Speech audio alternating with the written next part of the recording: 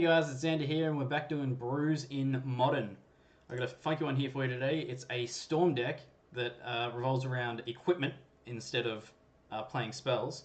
Similar to how the Joya and Standard work. So they're still artifacts, so it'd still work with Joya, but it's easier to abuse this guy. So the namesake of the deck is Sramo, Senior Edificer. So he's for 1 and 1 white, a 2/2. Legendary creature Dwarf Advisor, and then whenever you cast an aura, equipment, or vehicle spell, you draw a card. So, as you can see here, there's a whole buttload of equipment, which is all 0 cost. So we're just going to play it for 0, and then draw a card. So, for 0, play it, draw a card, play it, draw a card, play it, draw a card, play it, draw a card. You can see how the Storm works. It's pretty easy to follow. This will probably be a really short deck. And then we go to, so we're going to run him in a 4 of, because we want that to happen as often as possible. But we're also running 4 of Pure Steel Paladin. So he's for 2 white, a 2/2 human knight, but whenever an equipment enters the battlefield under your control, you may draw a card. So it's essentially another 4 copies of Sramo, which is just improving our chances of being able to combo off when we want to. So this deck can go off. I've had it win turn 2, and I'll explain how in a little bit. But yeah, if it doesn't get answered straight away, the deck just wins, and it's pretty scary. So we've got 4 of. I'll just go over the equipment now. We've got a 4 of Spider Silk Net, which is just equip creature gets +0/+2 and has reach. 2 to equip, 0 to play it. 4 of Bonesaw for 0. Equip creature gets +1/+0. Equip it for 1. Cathar's Shield for 0. Equip creature has +0/+3 and Vigilance. And equip creature for 3. Accorda's Shield for 0. Equip creature has +0/+3 and Vigilance. And equip for 3. Now the equipment costs here are a bit expensive on these ones, but we don't really care because we're not really worried about equipping stuff. Although that is an alternate means to win if they stop us from being able to use Grape Shot, which is the win con that I'll mention in a second. Paradise Mantle in a 4 of. So this is another way to get mana if we need the coloured mana. So it says blue-white, but we are splashing red, and there's a green card in here that isn't actually using mana. But yeah, if we want to get to the coloured mana that we need, this will help us do it, because it's for 0. Your equipped creature has tap, add 1 colour of any mana to your mana pool, and then it's equipped for 1. So it's dirt cheap, throw it on a creature, Sramo or Pure Steel, and they become a land, or a mana source rather.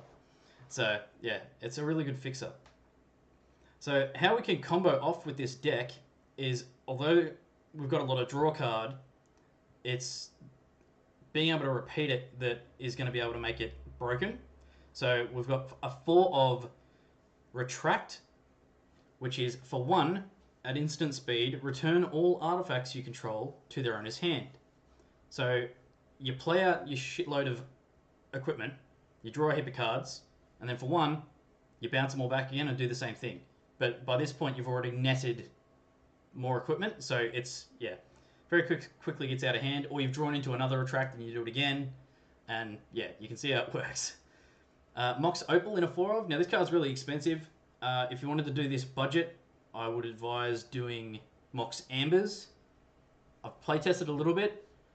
It's good unless you don't draw a Sramo, and then you're in a little bit of trouble, but it did work almost as reliably as this does, but it costs a whole lot less to be able to play the deck. So Mox Opal is a 0 cost legendary artifact with Metalcraft, so you can only activate it if you have 3 or more artifacts. But its ability is tap to add 1 color of any mana to your mana pool. So this is how another way to get multicolored mana that we need. So it's a really good card too.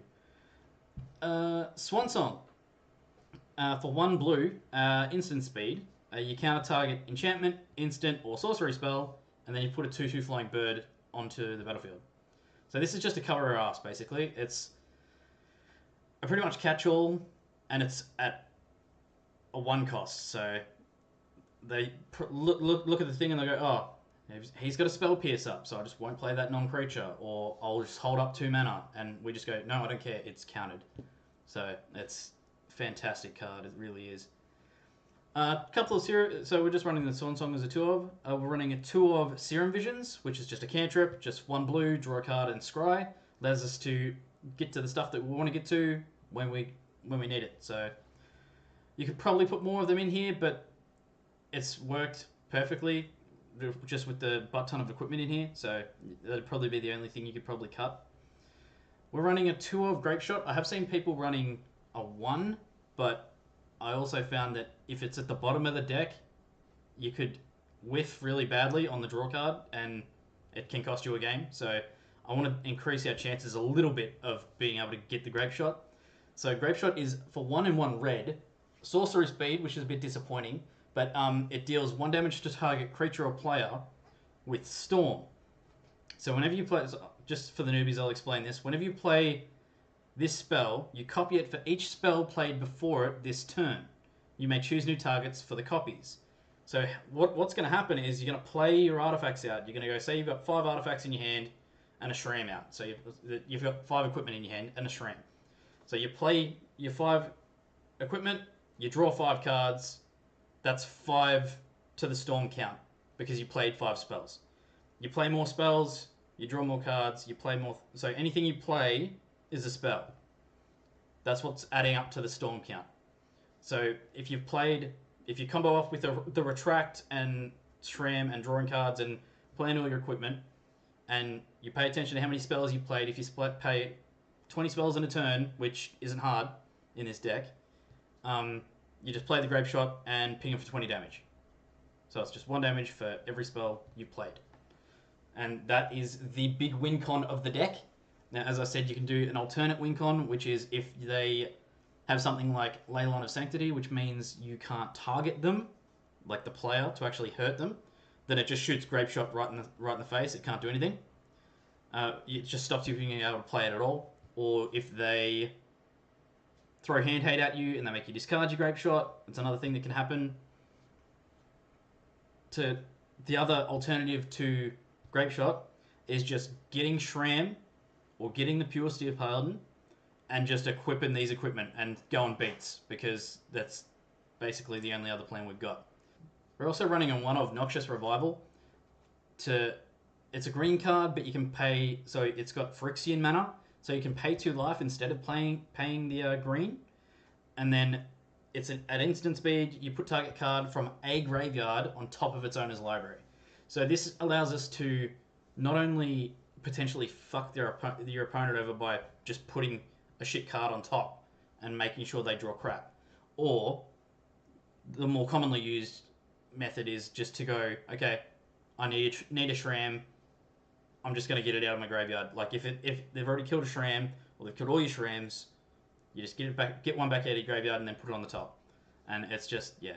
Running it as a Silver Bullet, you don't want to see too many copies of this because it's not a combo piece, it just helps us. So it's necessary, but you wouldn't want to be running too many. We're also running a single copy of Hurkyl's Recall, which is for 1 and 1 blue. At instant speed, return all artifacts target player owns to his or her hand. Exactly the same as Retract, except it's 2 cost. So we don't want to be running more copies of this than we are Retract, and we don't want to be running too many copies of both together because, again, it's not a combo piece that we can use too much. Because if we just keep drawing into bounce our artifacts, we're not necessarily going to be gaining that much value out of it. So we're only going to want 1 run copy here, but I've also got 1 in the sideboard just in case. But yeah, so that's the spells. The land package is just a single Sacred Foundry, so we can get the red mana when we need it. If they answer our Moxes or Paradise Mantle, it's just just trying to shore up our mana. That's just trying to cover our asses, basically. So we're running 2 of Plains, 2 of Hallowed Fountain. Hallowed Fountain just comes in tapped, unless you pay 2 life, taps for blue or white. Arid Mesa in a 3 of, tap, pay 1 life, sack it, search for a mountain or a plains. So that allows us to get the Sacred Foundry, which is mountain or plains, the Hallowed Fountain, which is plains and island. So we're playing a 4 of Flooded Strand, which is the same as Miso, except it searches for plains or island. And then we're playing 4 of Seachrome Coast, which enters the battlefield tapped unless you control 2 or fewer lands, or 2 or few other lands, and then it's tapped for white or blue. So white and blue duos is what we need, because we need to be able to hit the white to play our creatures, but all of our useful stuff is blue, pretty much, except for the Grape Shops. But after you get a Mox Opal out, so you play a Mox Opal, you can tap it to add your whatever color. So a lot of the times you'll draw into multiple Moxes. This is just a tip. So if you're playing the deck and you're drawing into a heap of Moxes and you've got one Mox out and you've got a 1 or 2 in hand, what you can do to keep comboing off is you just tap a Mox to add the mana. So say you need to retract but you haven't got any lands. You play a Mox, you tap, add blue, and then you proceed to retract, bounce it back to your hand, play a Mox, tap at whatever. That one's tapped down. You play another Mox, keeping the one that's untapped, because the legendary rule makes you sacrifice the other one, or makes you sacrifice one of them. So you keep the untapped one, and then just let the other Mox die, and then you can keep floating mana. So it's just, yeah, it's a way. You just got to think about it when you're doing it as to what mana you need and how you're going to use it. You do have to think using this deck. Is it quite skill intensive, and a lot of people just are just like, oh, it's just blah blah. You just play your cards and win. It's like, no. If you're an idiot, or if you misplay, you just lose. You have to know what you're doing to actually pilot this deck, and the people that know what they're doing really stand out. So it's a skill intensive deck that I like playing, because I just like thinking, basically. So if you enjoy thinking and you enjoy Storm, this is a deck for you. So we're just going to look at the sideboard. I know the sideboard needs work, and I'm going to hear it in the comments that you should put this in here. But yeah, this is just what I've put together for the sideboard. I don't often need to sideboard. This deck is kind of all in. It either wins or it doesn't. So we're just going to go over this sideboard here with a 4 of Leyline of Sanctity, which is for 2 and 2 white. It's an enchantment, but it's kind of funky, because if it's in your opening hand, it starts on the battlefield, which means you don't have to pay anything to play. It just starts on the battlefield. It's wicked. The second ability of the card is you can't be the target of spells or abilities your opponents control. So that's you, the player, not your creatures. So your creatures don't get hexproof or anything. It's you have hexproof, is essentially how this card reads. So what that stops is they can't turn 1 Thought Seize you and get rid of your Shram. They can't, so no hand hate. They can't target you with spells in terms of like burn or just any spells that target you. They can't mill you. They can't, yeah. Wicked card. It's good against mill. It's good against burn. It's good against Death Shadow, because they've got a lot of hand hate. Hand hate is one thing that we just, yeah, we hate it, basically. So, yeah, Leyline of Sanctity, and also no one likes Storm. So this is in there for the matchup.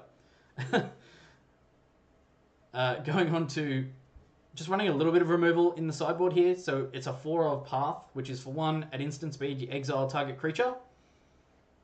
Its controller may search his or her library for a basic land card.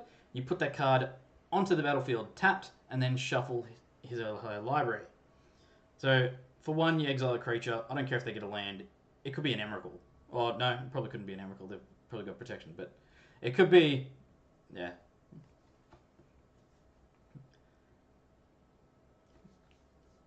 We also got Path, which is for Path to Exile, for 1, instant speed, exile type creature. Its controller may search his or her library for a basic land card, and then put that card onto the battlefield tapped. Then shuffle his or her library. So this is a pretty much catch-all. It's just for 1, exile a creature. It's awesome. I don't care if they get a land. It could have been a huge creature. It could be something just giving you, it's a pain in the ass, and for 1, you just get rid of it. So it can be depressing for people that are being played against. So you're playing against this card, because it's just like, oh, I combo off, I do all this, and then I play this massive creature. Haha. Path to Exile for 1. And yeah, it's depressing. But it's a good card, so we're going to play it. We're also running a 2 of Echoing Truth. Now this is for the token matchups, because for 1 and 1 blue, so 1 generic and 1 blue, it's an instant speed card that return target non-land permanent and all other non-land permanents with the same name as that permanent to their owner's hand. So if they've got an army of tokens, usually they're the same name. So it's going to be Spirit Token. Return it to the hand. When a token's returned to your hand, it dies. So it's just a big fuck you to tokens, basically. So we're going to run that as a 2 of. Now, I'm running a 2 of Lightning Greaves in here, just in case you go up against a burn or something that can just keep removing Shram. Because although we've got Swan Songs in the deck to cover it, it's not always going to be enough. So you might want to stick a couple of these in just to try and shore up your creatures a little bit. Like, if it's at instant speed and they've got land open, they're still going to hit it anyway, but this can just be helpful. So I'm running it as a 2 of. I know it's probably not a fantastic card to have in sideboard, but I'm doing it anyway. It's helped me a couple of times, and yeah. We've got 2 of Rest in Peace, which is for 1 and 1 white. It's an enchantment with, when Rest in Peace enters the battlefield, exile all cards from all graveyards. If a card or token would be put into a graveyard from anywhere, exile it instead. So this is for the graveyard matchups. So your Living End and Hollow One and yeah, wicked card. It's just great. And here is the silver bullet copy in the sideboard of the Hercules Recall. Again, it's just backup if you think you need another one, just throw it in there, and yeah, that's what it's there for. So that's the deck. I hope you enjoyed it. Let me know what you think in the comments below, if you liked it, if you didn't like it, if you think other Storm's better, if you what I'm missing, what I could change. I don't care. Just put it all in the bottom there. Anything you have to give to me, I'm going to take it. So if you like the content, like, share, and subscribe. Hit the bell for the notifications, and I will see you in the next one.